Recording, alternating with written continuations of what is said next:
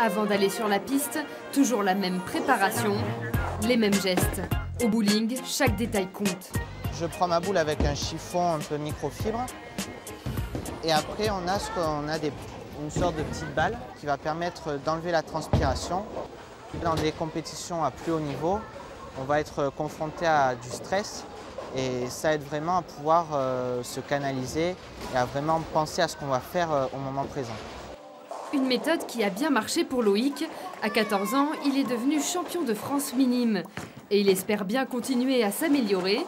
Pour ça, il peut compter sur l'expérience de Michel Martineau, le doyen du club des Strikers.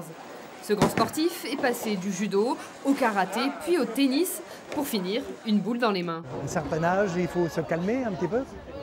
C'est pour ça que, bon, on m'a dit hey, « viens au bowling, tu vas voir ».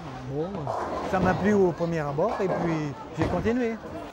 Le club de Trélissac accueille des joueurs âgés de 7 à 78 ans, tous prêts à faire valser les quilles.